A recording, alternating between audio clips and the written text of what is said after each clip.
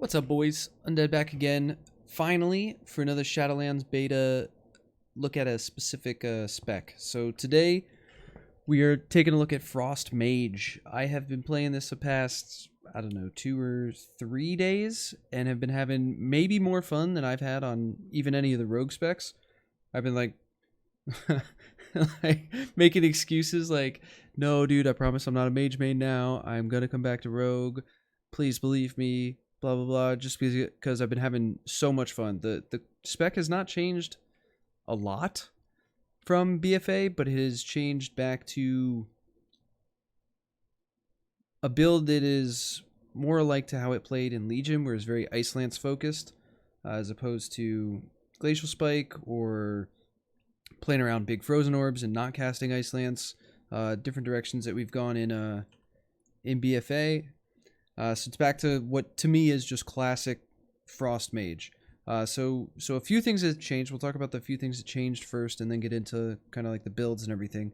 The biggest thing is, if anybody is familiar with double lancing after flurries, this is now baked in. There's no shimmering involved. This was a big deal back. The last time I really played Frost Mage was in Antorus. It was maybe my favorite alt. I played most of the classes a lot in Antorus just because you could. But Frost Mage was super fun to me back then. Just trying to game double lances on certain encounters using Shimmer. So now that is baked into Flurry. So after you Flurry, you apply Winter's Chill, and there's two stacks of the Winter's Chill debuff, allowing you to effectively Frostbolt into Flurry into Lance to shatter all of those abilities in like a little forecast combo, which feels really, really good. Feels really good, so that's a good change. Secondly, all mages now have Alter Time back, which is maybe the sickest defensive cooldown in the game. As soon as boss timers are accurate, this is going to be nuts for how tanky mage is in PvE content. So you cast Alter Time, it snapshots your health, and then whenever you activate it again or after 10 seconds, you just return to that health value and the position you were at. So not only for mobility, but defensively, this is nuts. Additionally, Brain Freeze is now 30% to proc a Flurry rather than 25. We have Arcane Explosion back baseline. In like massive AoE, you could maybe make a case for this. You likely don't have the globals to really use it unless you start ignoring lances, just because Frozen Orb is capped at 8 targets, which is most of your raw AoE damage is Frozen Orb. Blizzard is not really a significant amount of damage unless you take Freezing Rain, which in the current build that I think is best, we're not taking, but maybe with some tuning and down the line that could be the move. Maybe there's some situations where you play it. So maybe there's some globals worth hitting. Arcane Explosion. And then Fire Blast, which is just mostly a mobility spell. This will do more damage than a non-shattered lance while moving. So during mobility, if you don't have a lance proc, you can't shatter it. Hitting Fire Blast will be higher single target damage just on the move. So that's like a nice little intricacy for min-maxing. And I believe that is it outside of talents, which we could talk about the talents that have changed. So the talent tree is widely the same. Pretty much everything about the talent tree is the same. Let me pull up my BFA talent tree just so I'm not missing anything. Differences being that Shimmer is just a 5-second longer cooldown. The first row is the same, second row is the same. Shimmer is just nerfed a little bit. Oh, we got back. That reminds me. We'll talk about mirror image here. So focus magic is in the slot of mirror image, and mirror image is reworked to basically do like no damage. This does very, very little damage. It's like maybe 1% single target, not less, on a 2-minute cooldown, but it is a 20% DR while the images are active. And if you take direct damage, one of the images is gone, so you do even less damage, and then once you lose your images, you don't have the DR.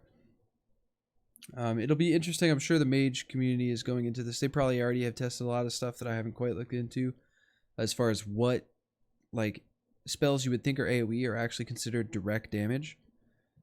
And basically it'll make it so it's more useful in some places than others, but it's cool to have the ability. I'm really bad at remembering to use this, but it's a nice little flavor thing, I guess, now that it works that way instead of the way it previously did. But that's a new talent. Focus Magic is back. When your ally crits, you get crit. It's also not listed in this tooltip, but you also get spell power, up to 8% spell power. So this will end up being maybe useful in Mythic Plus with other casters in your group. It's looking like Rogue, Mage, Warlock could be a very strong comp. So using this on your Warlock could be good. I don't think it's good enough yet. I think Incanter's Flow is just too much raw spell power to be worth over the Focus Magic. Just with our low crit values, it's not it's not reliable to have a super high uptime on this yet. And then Rune of Power is reworked slightly. It has one use instead of 2 charges, which makes it feel really bad for Frost. And you also drop 1 whenever you Veins, free of the cooldown, regardless of the cooldown.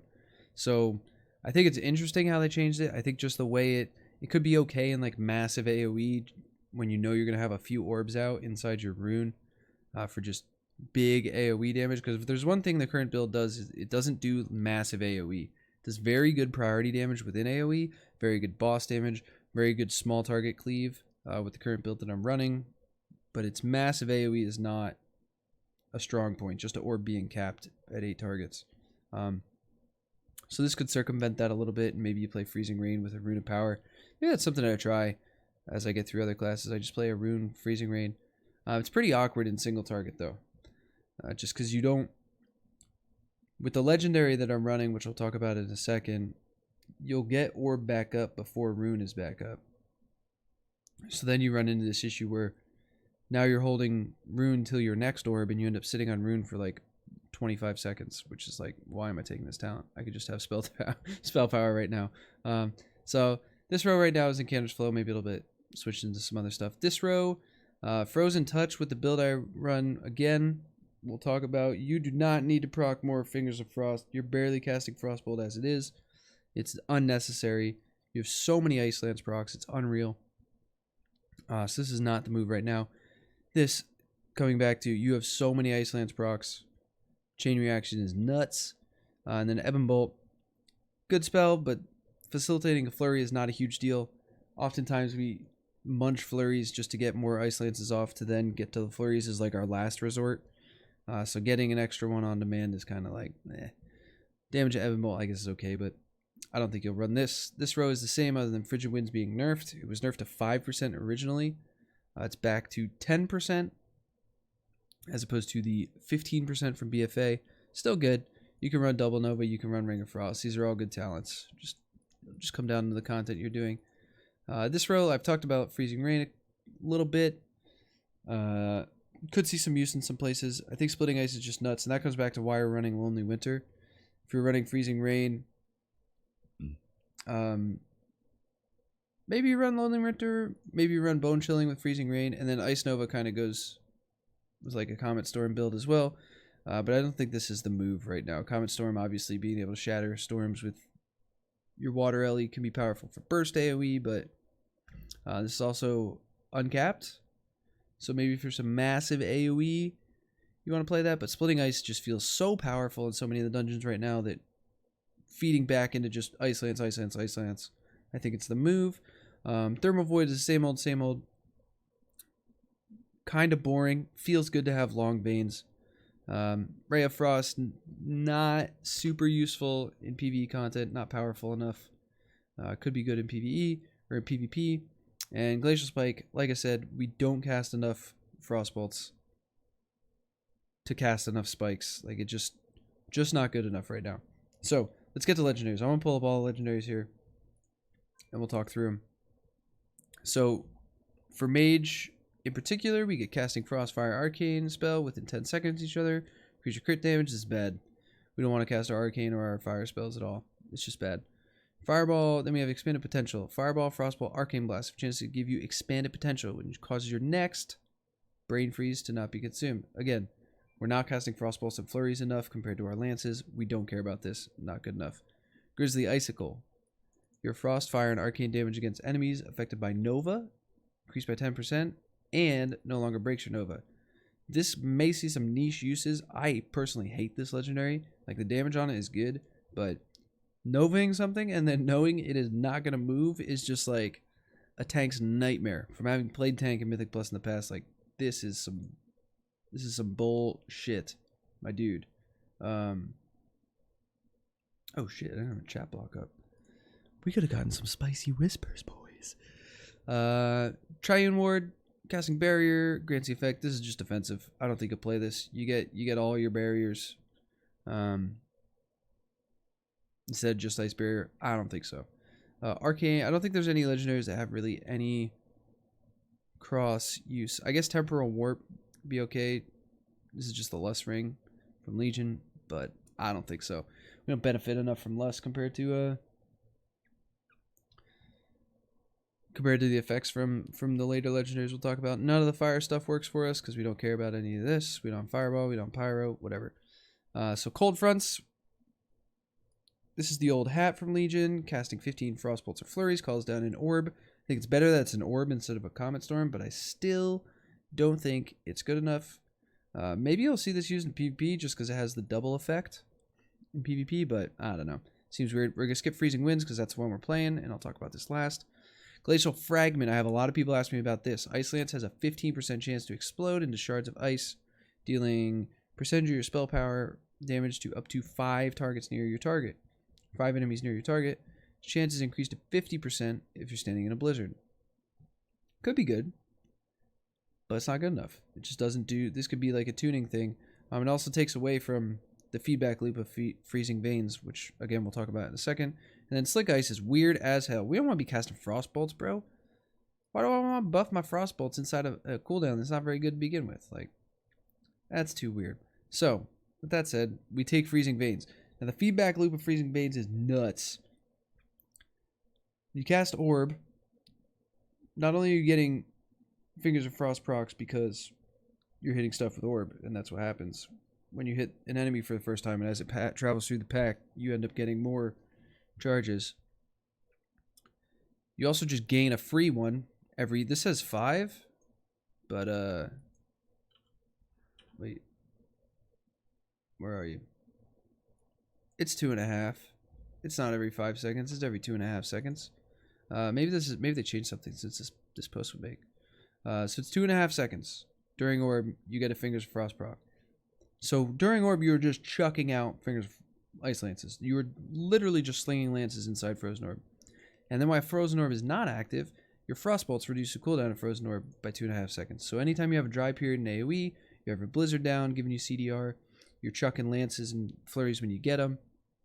And all your Frost Bolts are adding into that CDR. So you're just back to Orb way faster, which brings you back to casting more Ice Lances, which brings you back into Orb, which brings you back to Ice Lances, which brings you back to Orb, which it's just like you're in Frozen Orb so much. It feels so good to play. You have so much mobility. You just are like just seeing Shatter Lances fly out with splitting ice constantly feels so good. It is so fun. I cannot express enough how much fun I'm playing this build. Fun I'm having playing this build. And then it feeds into the Covenant, which I think is the move, which is Kyrian. The Kyrian Covenant has a few things going for it. One, it has Pelagos Soulbind, which we'll talk about just to begin with. So Pelagos' Soulbind is basically just 5% verse and 5% mastery all the time. Because our ability, which is Radiant Spark, only has a 30-second cooldown, this is up always. It's 20-second duration on the 5% mastery, and then you spawn these little orbs, run through an orb, you get 3 seconds increased on the buff. So if you get 4 orbs, which you do, which I'll show you here in a second, you'll just have 5% mastery all the time. And then here, assuming that you press more than just Ice Lance and you're blizzarding or bolting or hitting orb or flurrying, you'll have this up and it's just 5% verse. So you just get these flat stats, which owns. So Pelagos has that going for him. And then the ability just like works with Frostmage. What the spell is, it's Radiant Spark. It's a 30-second cooldown. It does a minuscule amount of damage. The damage that it does is irrelevant. But it puts a debuff on the target, causes the target to take increasingly more direct damage from your spells. So it starts at 10%, goes to 20 to 30 to 40.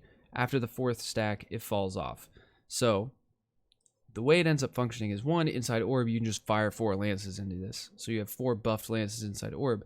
But 2, it has some cool functionality with flurry procs. So flurry hits a few times. So here we have a flurry proc. Watch here. I'll cast the ability. I'll flurry. It'll go up to 3. So 2 stacks are used with the flurry. So then 3 is with a lance and 4 is with a lance. So you end up with your biggest 2 buffs being your double lance. So that's for any situation that you don't have orb out and you're not going to just be able to fire 4 lances into it. You can get 2 flurry hits, even though the flurry hits, what, 3 times? It only counts as 2 of the hits. So it's not like 3 flurry hits and then 1 lance. You get 2 flurry hits and then 2 lances that are buffed by it, which adds up over a long period of time. Or not a long period of time. It adds up over a short period of time. It's just a little mini burst cooldown, which kind of fits into Frost's playstyle of just always having damage. There are some other options, though. People are playing with more than just Kyrian, even though I do think Kyrian is the move. So we'll look at the Soulbind calculator here for Frost. We have Necrolord. This is the Covenant I would not take. This is a 3-minute cooldown that buffs your Frost bolts and gives you spell damage. This is just, we don't care about this. This is not how Frost Mage plays. We don't care about Frostbolt. The spell damage obviously is fine, but we just don't care about Frostbolt. On top of that, Necrolord has the worst Soulbinds thus far overall in general. They're not really damage boosted. You don't really get much by playing Necrolord. Most of the classes that are playing Necrolord are playing Necrolord in spite of the Soulbinds, not because of the Soulbinds, because their Covenant abilities just happen to be so strong for their specs. And then we have Night Fae. This is seen some use. I think this actually has some potential to see some use with like a Runa Power Orb build for like some massive AoE. So basically you have this ability to channel ability on a 45-second cooldown. It does some damage. The damage is not that big, but it's there. It does some damage while you channel it, and while you're channeling, you reduce the cooldown of your mage abilities by 3 seconds every second and a half. So you end up getting 12 seconds CDR. So this is something that you can do to kind of bring your orb cooldown down to about 30 seconds.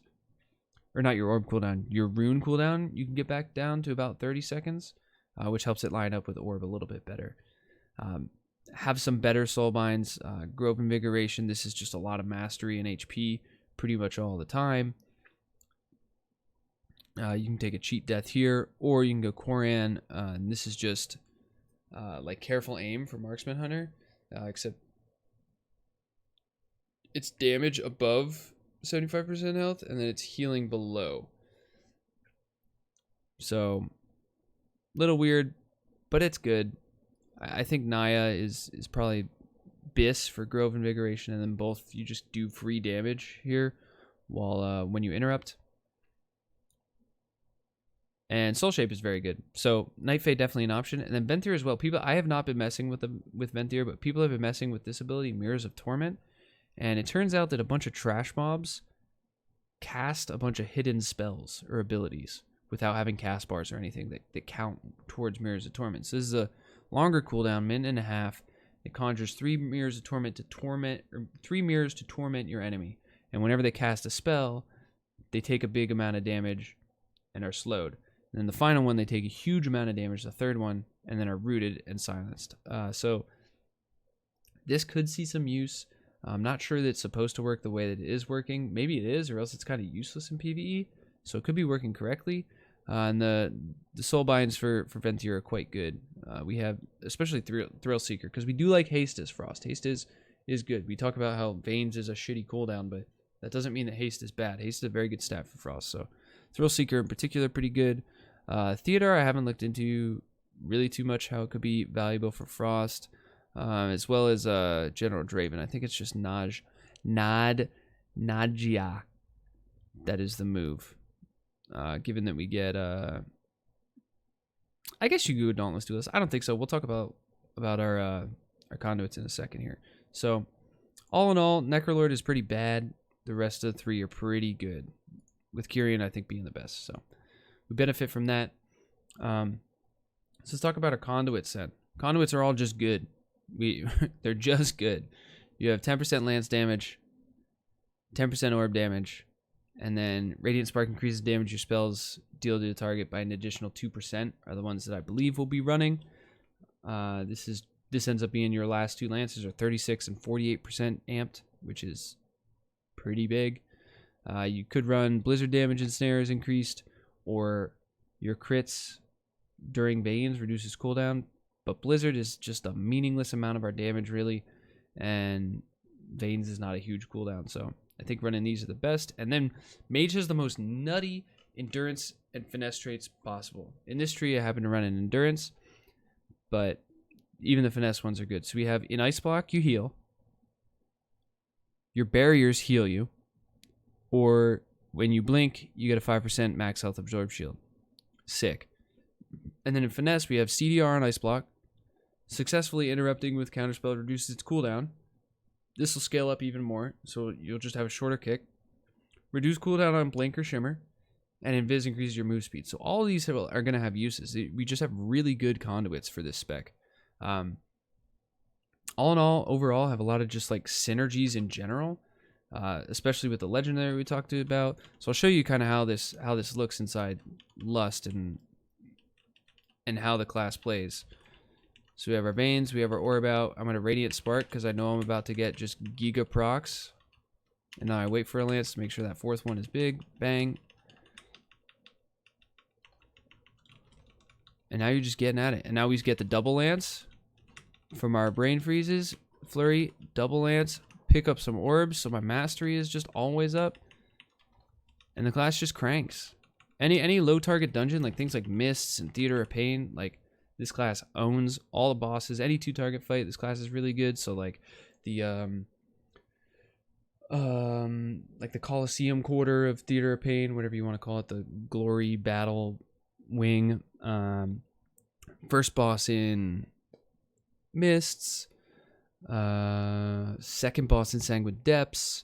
There's just a lot of situations where it's quite good. I think in Raid it'll probably be pretty good just because it's got massive survivability with Alter Time. You do bring your Arcane and Raid buff, which is nerfed. It's only 5% now. But you're a mage, you bring an immunity. You can also play, you're playing Kyrian, so you can have the bleed removal or the debuff removal on top of an extra heal. Like there's just like a lot of any class that can go Kyrian as like their best Covenant ability feels like it's going to be pretty strong to me in the Raid. Like a lot of classes may go Kyrian in spite of the ability, whereas Mage, Frost Mage seems to be a class that can go Kyrian because of the ability, and then just gets the bonuses as a little extra. So yeah, if you're interested in a mobile range DPS with a lot of beefiness, not cooldown reliant. Well, you're cooldown reliant, but your orb just comes back here. I'll play through this until orb comes back up just to show you how quickly this ability is up.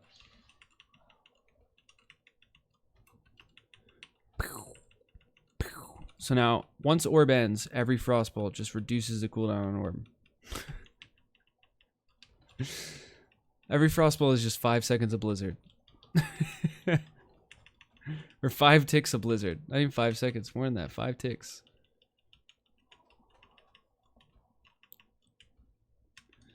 So now Radiant Spark was a 30-second cooldown, and it's the first global we cast inside orb. So orb effectively there just had a 33-second cooldown.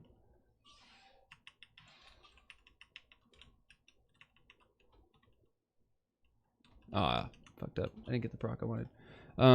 But yeah, all feeds back to this Legendary. All feels really, really, really, really, really good to play. Spec I would recommend. Doesn't feel like it really has significant flaws. Anybody that enjoyed Antorus Frostmage will probably enjoy this, and you're going to be hard-pressed to get me to stop playing this, but I'm setting up a Shadow Priest next, and I actually set up an Ellie Shaman. So the stream voted for me to play Shadow Priest, but I think I'm just going to not be a virgin and be a Chad and do whatever I want and play Ellie Shaman tomorrow instead. So if you're interested in that, you can check me out on twitch.tv/undadtv. As always, if you like the video, please like the video and subscribe to the channel if you're interested in the future updates. We'll be talking about the new affixes here coming up soon. And obviously getting through as many specs as we can. I'm kind of ADD in that, like, I want to get through all this stuff, but when I find something I'm interested in, it's hard to get me off of it. I just like obsess over it, and it's kind of what happened with Frost Mage here. So maybe the other classes won't be as fun, and I'll get I'll get through everything a little bit quicker. So thank you again for watching, guys. I'll catch you in the next one. Peace.